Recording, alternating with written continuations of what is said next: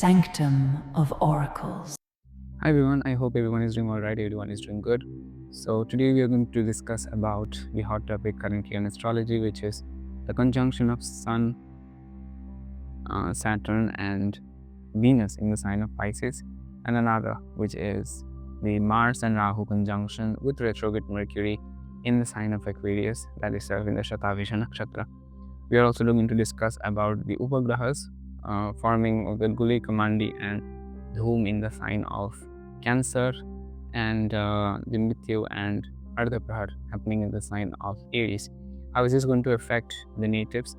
And at last, we are also going to discuss how all of these is going to affect you personally through your Lagna and your moon sign. Okay, so without wasting any time, let's get started. So first of all, we have Mars and Rahu conjunction, which in the classical text mentioned it's as Angarak Yoga or the Yuddha Yoga. Along with that, we have the retrograde Mercury in the same sign of Aquarius, which is co-ruled by Rahu and majorly ruled by its planetary ruler of Saturn. Now, we are going to further look into the nakshatra, which is the Shatabhisha Nakshatra in the third pada. So the Shatabhisha is also ruled by Rahu, creating it a very fragile zone currently. And so the major things that the Shatabhisha holds is the media, the airlines, the communication, the radios, electronics. It is the secret nakshatra, creating all of your conspiracies, and along with that, lies and deception. Now, when we have Mars and Rahu conjunction with the retrograde Mercury, we have problems regarding all of the sectors that I've talked, which is about the media, about the electronics, the communication, and all of those things. So Mars and Rahu creates Yuddha Yoga, or the warlike situation, representing conflicts in the social environment, which is ruled by Aquarius. Now, along with that, we also have a retrograde Mercury representing conflicts because of hidden motives, which is the Lord of Shatabhisha. So combining all of these things, it represents conflicts or problems regarding with a bunch of people, about a group of people, or what you can say about the society because of hidden motives. Now, of course, currently we have war going on in Iran, which doesn't seem to be very good until the 2nd of April, when the Mars is going to leave this conjunction and transit in the sign of Pisces. So in general, this conjunction of Mars, Rahu and Mercury in the sign of Shatabhisha pada 3 represents conflict because of hidden motives. It also represents issues with media and communications, electronic issues. Also, it represents major cybersecurity issues, airline issues or aircraft issues, radio issues, radio towers issues, and it could also represent rebellion from the society because of some sort of issue. Now, the positive aspect of this could be new revelation or new discovery regarding electronics, technology, at the same point of time regarding astronomy as well. Okay, so that goes for the general prediction of the Mars, Rahu and Mercury retrograde in the sign of Aquarius and in the nakshatra of Shatabhisha. We're also going to check later on how is this going to affect you personally through your Lagna and moon sign. But now let us look at the second conjunction of Sun, Saturn and Venus in the sign of Pisces. So starting with Sun, Sun is not in a very good state. First of all, it is inimical to Saturn and it is also inimical to Venus. Now it is staying in the Purvabhadrapada Nakshatra ruled by Jupiter, but Purvabhadrapada and Sun planet doesn't share a very good conjunction because Purvabhadrapada is not a very good nakshatra. It is one of the diabolical nakshatras, one of the negative nakshatras. It is associated with murders, it is associated with violence, it is also associated with serial killers, basically. Now, when Sun is in the Purvabhadrapada, that itself in the fourth pada, which is also one of the notorious pada of this nakshatra, we can expect violence and issues within the government. It can also represent major health issues in one of the government's head. It can also represent that the government or the elites can go to a lot of extent to fulfill their desires without focusing on the bad or negative impact that it might create to the general public. Now, Sun in this nakshatra predicts dangerous situation, that is in the fourth pada. Because it is ruled by Jupiter, it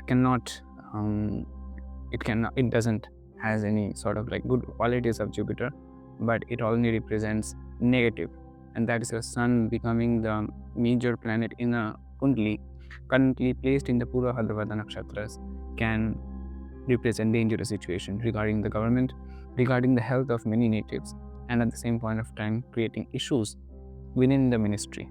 Okay. Now it is placed with the Saturn, representing a conflict between the people, which is the general public, and the government or the elites. Now currently Saturn is in Uttar Bhadrapada nakshatra, representing secrecy. First of all, it also represents difficulties with foreign connections, which India might be facing, and at the same point of time it also represents problems regarding in general with the public and the government. When we see in a good aspect or in the positive aspect, it can represent material abundance, material goodness, and also career related or academic related success. Okay, when we see the only thing that is good happening in this house of Pisces is Venus getting exalted. Venus is exalted, and in the nakshatra of Revati, the first pada of Revati, which represents material prosperity, it also represents success in any situation, but it represents a problem caused due to immaturity. And now when you conjunct, when you have all of these three together, Sun is not going to be very good, representing issues with the government, as I've told already, but only the other two planets, which is Saturn and Venus, might give some good results regarding money and academic related success. Now Uttar Bhadrapada is a slow nakshatra, and with the advent of slow Shani in it, it can represent slow recovery of the problems that might come from Sun's position in the Purva Bhadrapada nakshatra. All of the problems, all of the issues that is going to happen is going to be resolved very late. Okay, so that goes for the general predictions that might come from this conjunction. We are going to check how is this going to affect to your zodiacs later on in this video. Okay. Now next we are going to discuss about the upagrahas currently positioned on, basically focusing on the Cancer and the Aries, because these two are having the negative upagrahas. So three of the negative upagrahas, which is the Gulika, Mandi, and Dhum, are currently present in the sign of Cancer. Okay. Now three of these are negative because it doesn't predict any good in the classical astrology text, while it represents that the Cancer might go through some of the sickness regarding air and water, represented by Gulika. It also represents career issues coming from that of Mandi, and Dhum represents confusion and problems in partnerships. So all of this is combined. Cancer might be facing some sort of issues regarding relationships from in their home. It can also represent sickness or health issues regarding air or water, and Mandi representing career issues or academic issues. So Cancer is not going to be going in a very good state, and it can only be a little bit better because it is getting the drishti of moon, which is placed in Dhanishta, which is considered to be a good nakshatra when you're talking about the moon. So issues regarding this could be nullified because of the drishti of the moon. Now secondly, we are talking about the other two Krura Upagrahas, which is the Mrityu and Ardha Prahar, situated in that of Aries nakshatra. Situated in that of the Aries sign. So the Mrityu represents injury, and Ardha Prahar represents temper, anger, and rapid decisions. So some sort of accident related things might happen, And also frustration related problems might create some health issues for the Aries people currently, because Mrityu and Arthagraha, both are the negative upagrahas representing health issues, injury, frustration, anger, and fast decision. These all of the things combined together does create a situation of accidents. At the same point of time, major health issues because of frustration and anger. Okay, so now we've discussed all of the major things that is happening currently. Now we're going to discuss about how is this going to affect you, as in through your lagna and your moon sign. So for Aries natives, the conjunction of this Angarak Yoga is happening in your 11th house, representing social atmosphere. You might be facing some sort of issues regarding the from a group of people, but at the same point of time, it might also motivate you to create something new, innovation and discovery at the same point of time. Second, we are talking about the Taurus, for which this conjunction is happening in your 10th house, representing office politics, work politics, and problems in your work from your higher authorities. In a positive aspect, this might give you some sort of passion in order to do your work and also following your passionate career. Third, we are talking about Gemini, which has Jupiter, and also it is situated in the Punarvasu Nakshatra, which is a very good nakshatra for Jupiter. This conjunction is happening in your 9th house, representing the dharma, your dharma, and at the same point of time the travels and short travels. Okay, so for you, currently traveling is not going to be very good for you, but this is time when you can focus on yourself, focus on your self-care. If that is done, then this conjunction of Mars and Rahu is not going to create much of an issues, but arguments can be seen, arguments around you, arguments regarding internally as well. You might be feeling some sort of hatred towards you that might come up, but that can be nullified through self-care. Okay. Fourth, you're talking about Cancer, which already has Gulik, Mandi and Dhum, and this conjunction of Angarak Yoga is happening in your 8th house. Not a very good situation is going to be seen for Cancer people. Sudden health issues might come up at the same point of time, digestive issues, major digestive issues, and also sudden events might come up in your life in a negative way. Sudden obstacles, sudden issues, something that might tear you down. Okay, so not a very good time for the Cancer currently, because the upagrahas and also because of the combination or the conjunction of this Angarak Yoga forming in your 8th house. For the Leo, you have Ketu in the Purva Phalguni, considered to be good for Ketu, but you also have Kala upagraha, not a very good combination. But this conjunction of Mars and Rahu is happening in your 7th house, representing issues regarding partnerships, business partnerships, and also your life partner if you're married, or your relationships, creating anger issues, conflicts with your partner, and also at the same point of time immature related issues or communication regarding issues might come up because of this combination. And also because of Ketu, you're going to be separated after a conflict happens. You're not going to be focusing much on the partnership for a long period of time. Okay. Now for Virgo, you have this combination coming up in your 6th house, representing for you is going to be a little bit better because you're going to be crushing your enemies. Okay, this combination does give you the power to crush your enemies, going above them, but this might also represent property related issues and at the same point of time health issues. Okay, so digestive issues definitely, but at the same point of time something related to blood issues might come up for this combination or conjunction. For the Libra, this is happening in your 5th house, so people doing gambling or the share market thing might be facing some sort of issues or loss during this period of time. So activities of such should be banned currently, but in general this combination is going to create issues if you are a student of, you're doing early education currently, and Also, this might create issues regarding communication and conflicts because of harsh words being shared, okay, from you. That might come up in your life, because this is happening in your 5th house. Now for Scorpio, this combination is happening in your 4th house, representing property related issues and also conflicts and unnecessary issues regarding home matters in your family and in your close circle as well.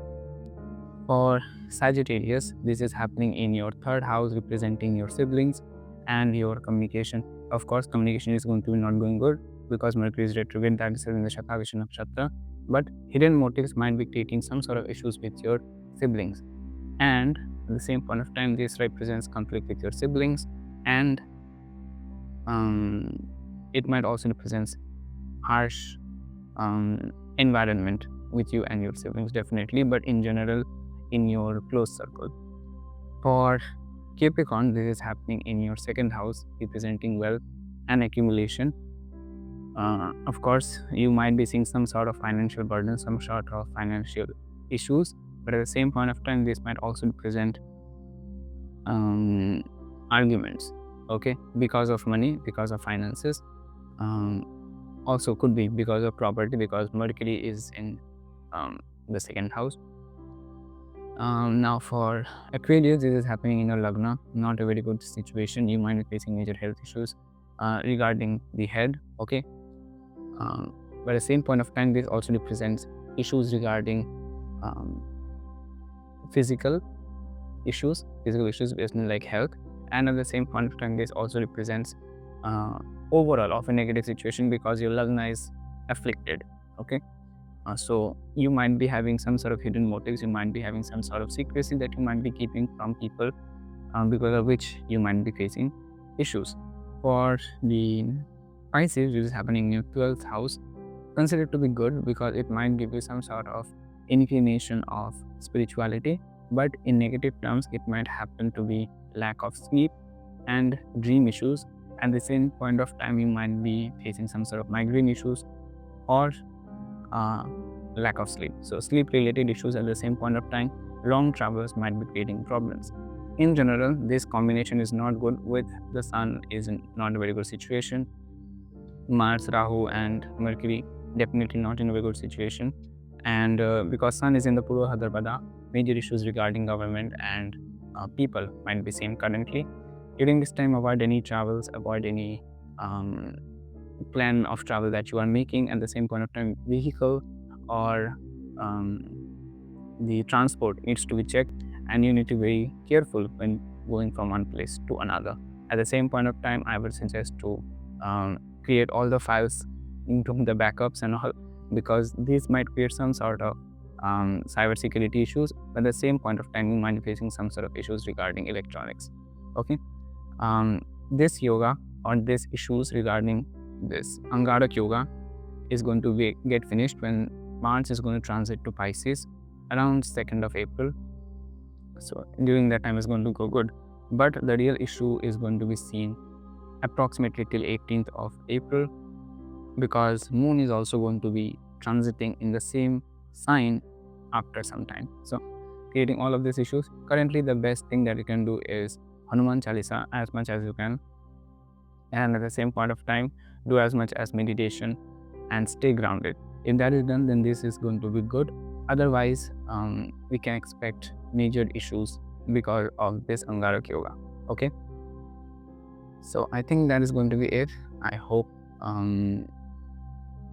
the problems that I've said currently doesn't happen. I hope so, but the situations are not going to be very good for the next 2 to 3 days, and that is till 2nd of April. We cannot say very good things are going to be happening around people, okay. So keep yourself protected, keep yourself grounded, and do as much as Hanuman Chalisa as you can, okay. I will meet you in the next time. Till then, Jai Ma, Adhe Nama.